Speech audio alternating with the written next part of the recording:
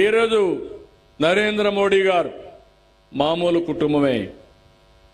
మనమందరం ఆరాధించే ఎన్టీ రామారావు గారు ఒక మామూలు కుటుంబమే. ఒక పవన్ కళ్యాణ్ గారు ఒక మామూలు కుటుంబమే. కడాన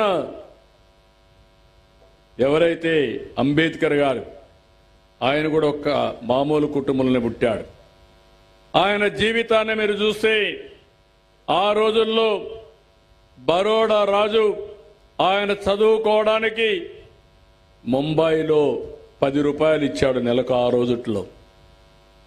అదే సమయంలో లండన్కు పోవాలంటే నెలకు $12 ఇచ్చాడు.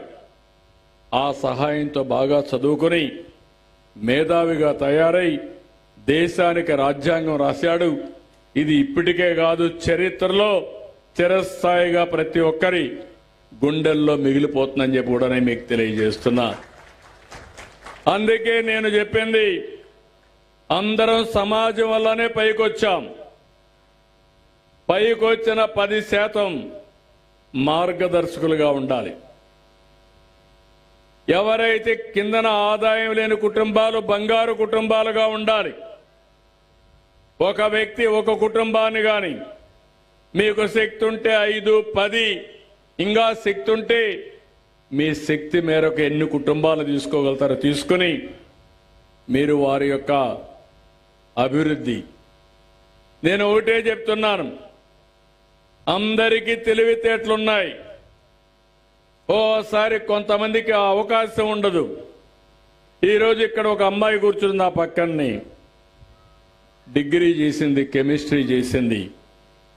ఆశయం ఒక పోలీస్ ఆఫీసర్ కావాలని, లేకపోతే డిఫెన్స్ లో పనిచేయాలని. కానీ తల్లిని చూస్తే 3 ఆడబిడ్డలు.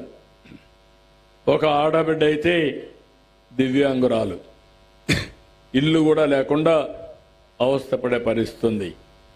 ఇలాంటప్పుడు మేము ఆ కుటుంబానికి సహాయం చేయగలుగుతాం. కానీ తెలివైన వాళ్ళు ఒక్కరుగా నుండి వాళ్లకు అప్పుడప్పుడు గైడెన్స్ ఇస్తే కొంత ఆర్థిక సహాయం కానీ కొంత వాళ్ళు ఏం చేయాలనో సమయస్ఫూర్తిగా ఆలోచనలు ఇవ్వగలిగితే ఆ అమ్మాయి నిలదొక్కుంటే ఆ కుటుంబం పైకి వచ్చే అవకాశం వస్తుంది. నేను అందుకనే దీనికి ఒక పెద్ద కార్యక్రమం తీసుకున్నాను. ఇప్పటికే 1 లక్ష బంగారు కుటుంబాలని అడాప్ట్ చేసుకున్నారు.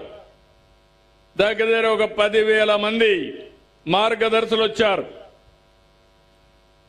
ఈ రాష్ట్రంలో ఉండే ప్రతి ఒక్కరిని ఒకటి కోరుతున్నాం, ఇది మీ బాధ్యత. సమాజం మనకు గౌరవం ఇచ్చింది, అవకాశాన్ని ఇచ్చింది. తిరిగి సమాజానికి ఇవ్వవలసిన బాధ్యత మనకుంది. ఈరోజు మీరు చూస్తే బిల్ గేట్స్ ఉన్నాడు. కొన్ని వేల కోట్ల రూపాయలు ప్రపంచంలోనే కోటీశ్వరుడు. డబ్బులు సంపాదించాడు. సంపాదించిన డబ్బుల్ని 99% తిరిగి సమాజానికి ఇచ్చేస్తున్నాడు.